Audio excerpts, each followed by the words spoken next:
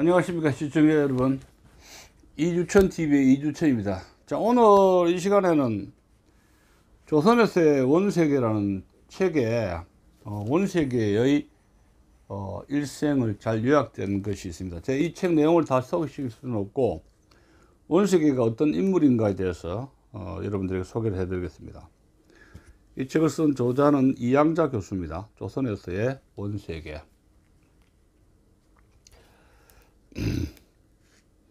이양자 교수는 1941년 부산 출신인데 서울대학교 역사교육과를 졸업을 하시고 동양사를 전공을 석박사 과정에서 동양사를 전공을 하시고 또 한국사 관계 저서도 많이 쓰셨습니다. 자, 조선에서의 원세계 어떤 일이 있었는가. 요새 그 왕훈인과 비교되죠. 부정선거 주동한 중국 CCP 공산당 서열 3위인 왕훈인과 비교되는 인물입니다. 그 서문에 이런 글이 있습니다. 19세기 후반에 우리 역사는 중국과 일본과 러시아와 같은 인접국가에 끌려다니기만 하고 전혀 그들의 세력을 이용하여 이 제의 묘소를 살리지 못하면서 10년간에 걸쳐 원세계와 같은 인물에게 크나큰 모욕과 수치를 당했으며 정치, 외교, 경제, 군사에 걸쳐서 내정 간섭을 받아왔다. 대단히 그런 수치스러운 역사를 기록하고 있다. 고정시대 때죠.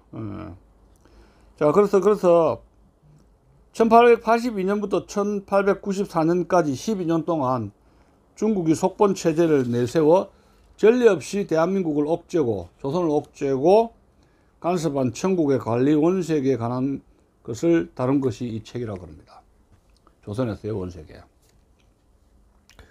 원세계가 천국의 북양 대신 리홍장의 정책적 지원을 받으며 조선에 대한 정책을 추진했는가, 어떻게 추진했는가 살펴본다 하는 그 책입니다. 또 원세계는 실제로 조선을 능멸하고 중국 상인을 보호함으로써 중국 상인들이 함부로 날뛰며 횡포를 자행하는 것을 방치하도록 했다는 겁니다. 자, 원세계 1장인데 원세계에 대한 이야기가 나오는데 원세계가 어떤 인물인가 한번 봅시다. 원세계는 1859년부터 1916년까지 살았던 인물이죠. 41이니까 57세, 만 57세까지 살았습니다. 원세계는 중국 그 최근세사상 매판적 반동 정치가로 잘 알려진 인물이며 우리나라에서도 그 추해한 행동으로 유명하기 때문에 그에 대한 연구는 역사 교훈을 되새기고자 한 우리에게 깊은 관심사가 되지 않을 수가 없다. 그는 난세의 영웅이니 혹을 괴걸 원세계라 불릴 만큼 비상한 수완과 능력을 가진 사람인 동시에 곤모술수에 능하여 이해관계에 따라 쉽게 인간을 배반할 수 있는 능력의 소유자였다. 무술정변이나 신의 혁명 때 동지와 민중을 저버리고 권력과 부귀를 얻는 데 몰두하였던 것이 그 대표적인 예라 하겠다. 그가 그러한 인간으로 성장하게 된 것은 자신의 천부적 역량도 작용하지만 그가 자란 환경과 시대적 배경에 힘입은 바 컸었다. 총재몰락계 성장한 원세계는 등극번 리홍장, 좌종당 등 한인 대관이 군사력을 바탕으로 그들의 권력을 부지하였음을 보아왔고 그의 부조가 또한 군공으로 등명한 것이 그에게 큰 교훈이 되었다. 그리하여 그는 조선에서 이모갑신 양변이 발생한 것을 기회로 전공을 서둘렀을 뿐 아니라 청국과 조선 양국의 병권을 장악하고 그 군사력을 배경으로 한중 종속관계를 전례 없이 강화하게 이르렀다. 원세계는 57년의 생애 가운데 가장 젊고 활기 넘치던 12년 동안 1882년부터 1894년 동안입니다. 그의 나이 불과 23세에서 35세 기간 12년간의 관을 조선에 철회하면서 그의 외교 능력과 정치적 수완을 마음껏 키워나갔으며 그의 장년기를 위한 확고한 기반도 이때 마련하였다고 할 수 있다. 그리고 청일전쟁 후 중국의 신근 육군을 창설하여 북양군벌의 총수가 되었고 직위 안찰사를 거쳐서 무술정변 시의 배신의 공으로 산동 순무가 된 후 드디어 직예 총독의 자리에까지 올랐다. 신해혁명 때에는 어부지리로 대총통의 자리에 앉았고 그것도 모자라서 황제의 즉위하에 있다가 반대에 부딪혀 급사하고 말았다. 이러한 군몰수수와 이중성으로 점철된 일생이고 신해혁명 때에는 공화국을 배반한 행위로 말미암아 온 세계는 근대 중국의 첫 횡령자라는 혹평을 듣기도 했다. 중국에서 온 세계의 시대는 군모술수로 점철된 역사였다. 대부분의 학자들은 그를 공화와 민주를 배반한 자, 이기적 독재자라든가 제국주의를 대표하는 봉건적 잔재로서 나라를 훔쳐먹은 대도라고 칭한다. 특히 제론체는 그의 저서 온세계에서 진지양입니다. 진지양은 그의 저서 온세계에서 진달백의 말을 인용하여 다음과 같이 평가하고 있다. 온세계는 봉건주의의 매간 계급과 황제 지지자들의 총하였다. 반식민지적이며 반봉건적인 근대 중국 사회에서의 정치 현상이며 암령이었던 온세계는 평범한 관리가 아니었다. 진보와 민중에 반대하여 싸운 지주와 매판 계급을 대표하는 온세계는 뛰어난 지능과 책략을 가졌다. 더욱이 온세계 휘하에는 민중을 억압하는 특수임무를 지닌 군대가 있었다. 그는 신설한 군대의 힘으로 중국과 외국의 반동 분자들의 지지를 얻어 근대 중국의 첫 횡령자가 되었다. 횡령자라는 건 권력을 찬탈한 인물입니다. 나는 국가다 라고 하며 그는 자기 자신과 국가를 동일시했다. 온세계 청략은 무엇인가? 그것은 바로 이중성이다. 더블 트릭이라는 겁니다. 아무튼 이와 같이 만청 민국 초에 걸쳐 온세계의 위세가 정치 무대를 풍미하였던 것이니 그에 이러한 능소능대한 수완은 이미 제한 기간에 습득한 것이라고 사료된다. 따라서 온세계의 인물 및 성격을 이해하기 위해서는 그의 제한시의 활약상을 살펴보는 작업이 선행되어야 하고 그것과 더불어 리흉장의 조선정책이 그를 통하여 어떻게 구현되었는가를 규명하는 것이 중요하다. 온세계의 조선과의 인연을 살펴보면 그의 양부 원보경을 통해 오장경을 알게 되었고 또한 오장경을 통해 리흉장과 연계되는 기연을 가지게 됨으로써 1882년 불과 23살의 나이로 오장경을 따라 조선에 첫 발을 내디뎠던 것이다. 1882년 고종 19년 6월 조선에서 이모군란이 발생하여 정정이 크게 살아나게 되자 일본이 먼저 거류민 보를 구실로 출병하였고 청국도 잇따라 대군을 파견하여 조선에 진주하게 되었다. 이와 같이 온세계의 내한 동계는 청군의 파병과 밀접하게 연계되어 있고 또한 청국의 대조선 정책과도 표리를 이루고 있다. 그는 청군의 일원으로서 내한하여 난군 초토에 참가하여 하였으며 난군 초토 을미사변을 일으킨 이모군란을 일으킨 군주들을 진압하는 겁니다. 난군 초토에 참가하였으며 그 후 계속 남아 있어서 청국의 대조선 정책의 추진을 담당한 중요한 인물로 부상하게 되었다. 1880년대에 이르면서 청국은 전통적인 소국적 정책에서 벗어나 정치적 경제적으로 조선 문제에 적극적으로 개입하기 시작하였다. 이모군란과 갑신정변을 계기로 청국은 조선에서 일본 세력을 제압하고 정치적 우위를 확보하였다.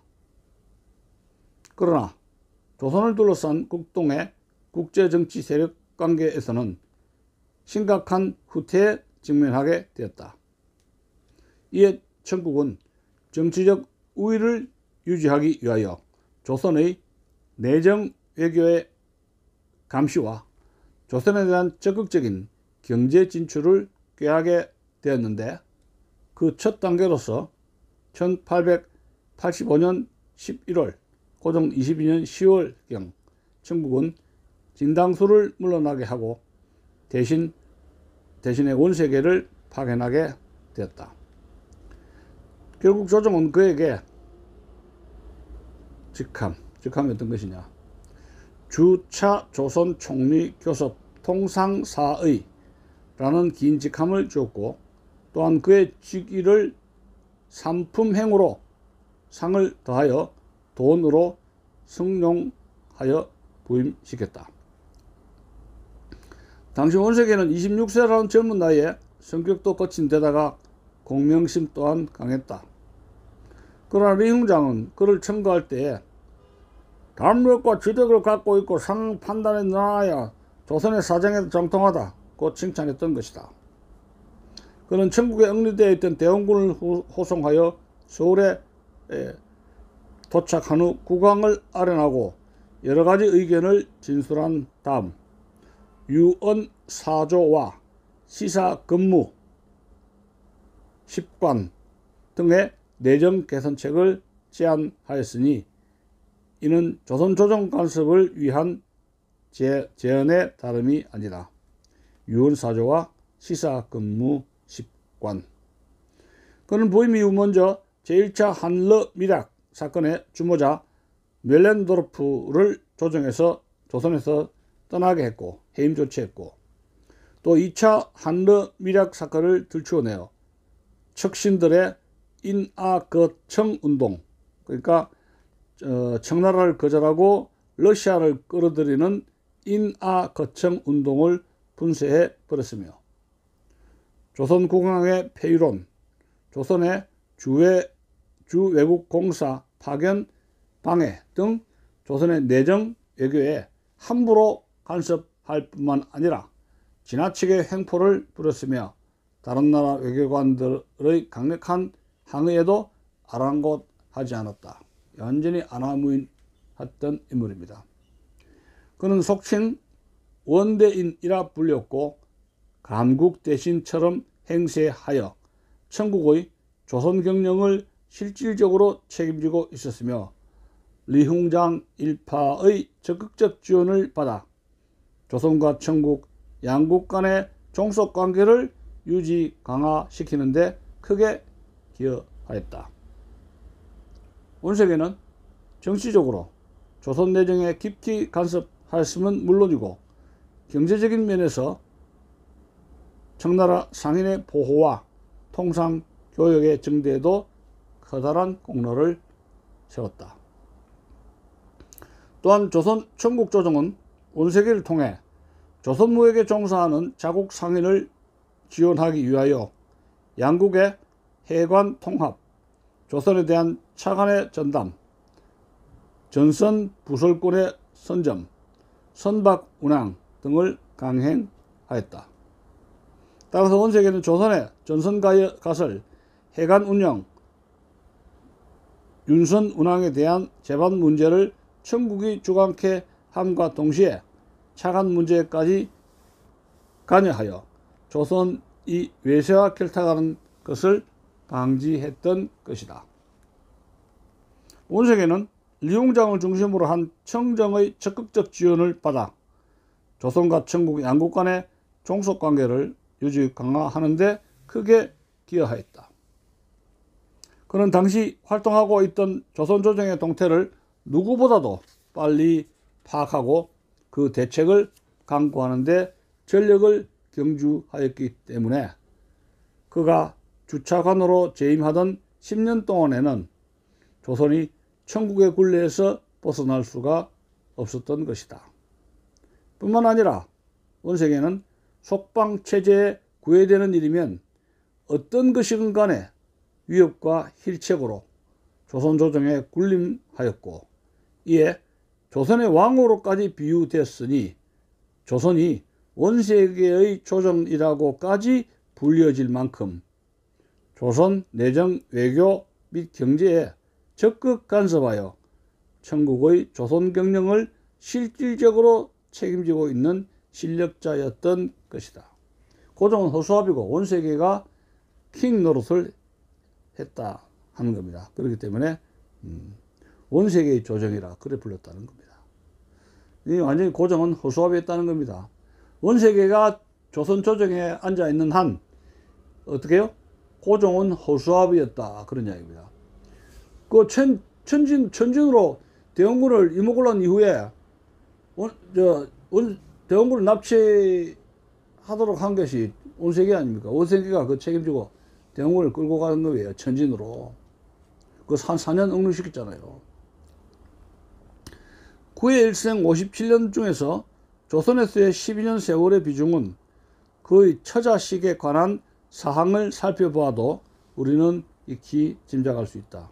자, 첩이 몇 명이나 봅시다. 10명의 부인을 두었습니다. 자, 보세요. 원세계는 평생 10명의 부인을 두었는데, 처와 첩. 옛날에 첩제도가 있었잖아요. 축첩 제도가 있었으니까, 남자가 능력이 있으면 돈이 있고, 육체적으로 힘만 좋으면 10명이 아니라 100명도 거느릴 수 있었습니다. 언제? 중세 동양사에서는 그랬잖아요. 우리도 그랬어요. 우리 조선도. 10명의 부인을 두었는데 그 소생으로 32명의 자녀가 있었다. 그가 조선에 머무는 동안 3명의 조선 여인 백씨, 김씨, 이씨, 이씨와 결혼하여 7남 8녀를 두었다는 겁니다. 15명의 자식을 낳았어요. 7남 8녀를 두었으면 보아도 그 조선에서의 생활과 삶의 비중을 잘 알 수 있게 한다는 겁니다. 원래 원석에는, 자, 그 여인들 봅시다. 자, 원석의 부인, 본부인은 하남성 출신의 우씨로 장남 극정을 낳았으며, 둘째 부인 심씨는 강소성 기녀 출신으로 자식이 없었습니다. 셋째 부인이 조선 여인으로 백씨였는데, 그녀는 사남 이녀를 설하에 두었으며, 넷째 부인 김씨는 조선의 귀족 집안 출신으로 이남 이녀를 두었고, 다섯째 부인 개씨는 조선의 여염집 여인으로 일남 삼녀를 두었다. 그래서 조선 여인은 세 부인 밑에 모두 7남 8녀를 두었다. 원세계 자손은 모두 32명으로 17남 15녀였으니 거의 반에 가까운 숫자가 조선 여인 출생이었고, 2남, 3남, 4남, 5남, 6남, 7남, 10남이 조선 여인 소생이었다. 참고로 원세계 여섯째 부인은 천진 여인으로 양씨였고, 일곱째 부인은 강소성 출신 기녀 엽씨였으며, 여덟째 부인은 산동 출신 노비 소씨였고, 아홉째 부인은 정강 출신 기녀 곽씨였고, 10번째 부인, 마지막 부인은 천진 출신의 유씨였다고 합니다. 10명의 부인 거느린다니까 이게 정력이 보통 좋은 게 아니죠. 보통 남자도 한 명 거느리기도 힘든데 10명을 거느린다는 건 대단한 육체적인 힘이 넘쳤다고 볼 수 있습니다. 원래 원세계는 3년 기한으로 조선 주재가도로 임명되어 왔으나 리홍장의 강력한 지지에 의해 3차례나 유임이 되고, 결국은 어떻게 해요? 12년 동안 조선에 머무르면서 실제로 원세계의 조정, 고종의 조정이 아니라 원세계의 조정이라는 말을 들었습니다.